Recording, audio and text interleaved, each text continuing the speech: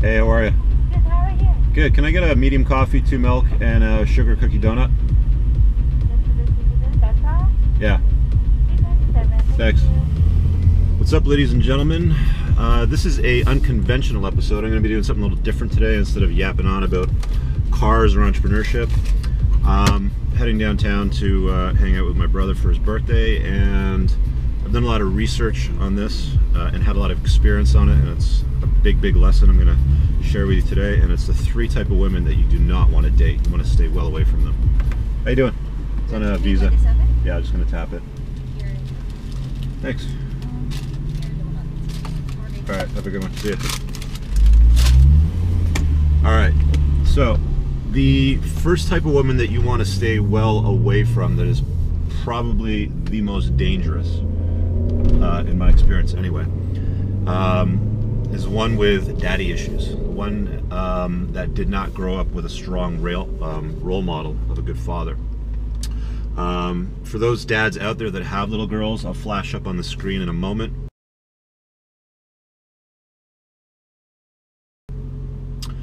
Grab this book. It's by Dr. Kevin Leman, and phenomenal. It'll teach you how to raise your little girls without screwing them up so they can operate as an adult. But these women that have daddy issues, that grew up in a home without a strong male role model, are a freaking nightmare. Now, that doesn't necessarily mean that the father was or wasn't home. It could, I mean, he could have been a piece of furniture in the house and just sat around and never engaged his daughters. Or he could have been one of these in and out dads that was divorced or traveling all the time or whatever it was. But it's not just spending time with the little girls, it's engaging them in activities and basically demonstrating to them, to the girls, so that they can grow up into strong, smart, intelligent, and emotionally stable women, that men are valuable. You know, as an entrepreneur, you're strong, you're an alpha male, you're a A-type personality. You generally don't take crap from many people.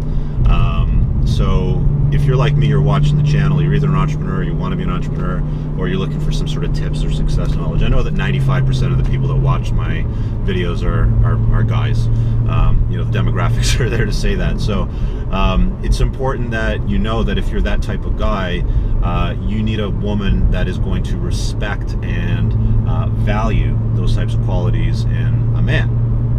And if a woman grew up, or if a girl grew up in a house that didn't have a strong male role model, it doesn't even have to be the father. It could be an uncle, it could be a grandfather. You know, sometimes women are widowed and the father dies or something.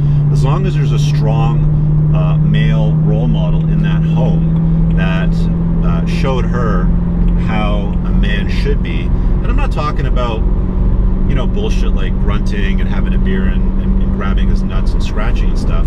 I'm talking about being able to get down on the ground and play with his little girl and engage her in conversation and take her places and have daddy-daughter events and nights and things like that.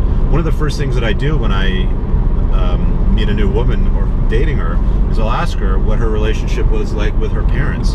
And if it's completely absent, or she had a bad relationship with her father, huge red flags, huge. Life is just better if you do not date a woman that has daddy issues.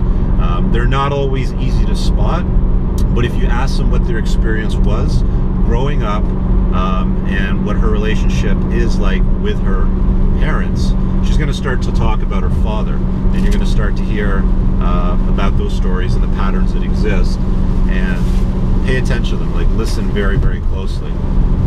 One of the things that tends to happen if a girl has daddy issues is whatever parent is opposite sex, so again, females is always going to be male, whatever parent is the opposite sex, if they have unresolved issues, love, desire, need, you know, things like that, they can tend to try to reconcile those outstanding issues on the man in their life today. So you might be a great guy, but she might have had a shitty father or a shitty childhood. She can often try to reconcile or resolve those issues on you when there's really nothing there that needs to be resolved, and she thinks it's in her head. The other thing that can happen is they don't tend to respect the value that you bring to the table. You're an accomplished guy, you might be a firstborn, you might be alpha, you might be an entrepreneur, and if you bring a ton of value to the table, you get stuff done. If they didn't grow up in a house with a guy like that around, they don't value it. They don't give a shit. It's just not something that they care about. So while you might have worked hard in your life to get to where you're at or to accomplish things that you have, she's not going to value it. Because she didn't value it as a child, why would she value it as an adult woman? She just doesn't. It can end up being situations where it's all about her, or she doesn't see the sort of value and strength that you bring to the table. So if a man was an option in her childhood, he's definitely not going to be a priority to her as an adult. He'll be an option to her at that time, and it can be very easy for her to walk away if there's something that she doesn't like or doesn't serve her needs at that time. So again, life is just simpler this way. If you spot a woman with daddy issues, my advice, don't even waste your time. Now, the one caveat I've got to warn you about is don't confuse women that have had a strong male role model in their life with dads that are pussified. And what I mean by that is there's women out there roaming around today that have had fathers in their lives, but they have served them their entire life. And you see it in adulthood, and what it looks like is this. Daddy, I need to do this, or I need to do that, or I got to move something in my house. And he'll drop what he's doing, show up at her house, and go and move things around and do things and serve her and paint walls and hang chandeliers and do all kinds of crazy shit all the time. And that pussified father is what she's going to expect from you as a man, the guy that she's dating, the guy that she's with. She's going to expect you to bend over backwards to do everything for her because that's the experience that she had. So that's the one caveat that you got to be careful with is she ends up with a father that's completely pussified that will bend over backwards to serve her all the time. The next kind of woman that you want to try to avoid, number 2, is the one that's looking to be saved, rescued, supported, whatever you want to call it. There's women, and I don't understand this, like we live in a world where, feminism has come out in the 60s, 70s, whenever it was, but we still live in a world today where women want to stand on their own 2 feet, or at least give the impression they do, but yet they go around in life picking and choosing what they should and shouldn't do. It's like, I want to have rights, and I want to vote, and I want to get paid equally and all that stuff, and that's fine, and I'm totally for that. I've got a daughter, I get it. But then when it comes to certain things like, I don't know, maybe picking up a tab every once in a while when you go out for dinner, they're like, oh, that's okay, I don't want to deal with that shit because I've got this stuff over here and I get to be a woman and, be served.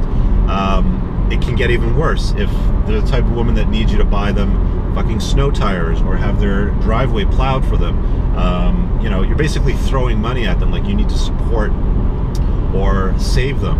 And I didn't really understand this concept until the last few years. I ran into a guy at an event in Cabo San Lucas in Mexico. We were doing off-road dune bugging with some other entrepreneurs. And we had a chat over dinner, and he's telling me about his experience with his current, he's on his second wife. And he was telling me that, he got tired when he got into his late 30s and 40s of dating women that needed to be saved. I didn't understand what that meant. I think I was married at the time.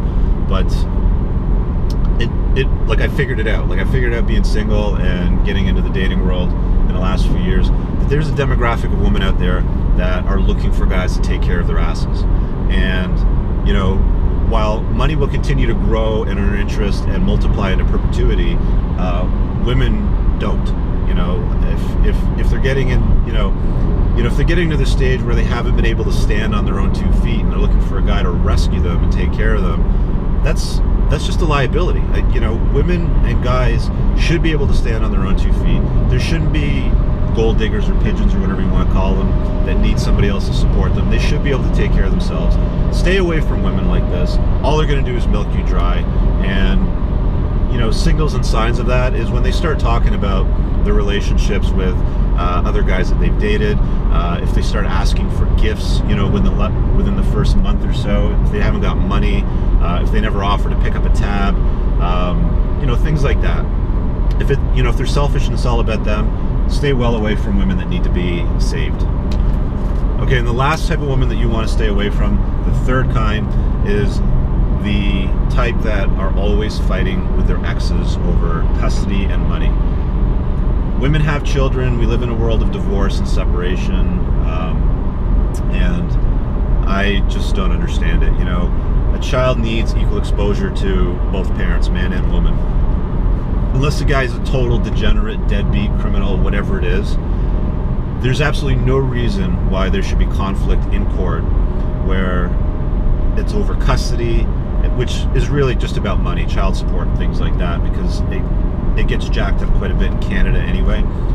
If there's no shared parenting plan, if the child's with one parent most of the time, and then the daddy gets like the screwed over every other weekend, Wednesday night dinner type deal, that's where all the time and money flows to the female, and the guy has no control and no exposure to his child, and ends up throwing all kinds of money and resources at it. So if you run into a woman that's single, she's been separated, first of all, stay away from separated women. They're nothing but trouble. They haven't reconciled their divorces yet.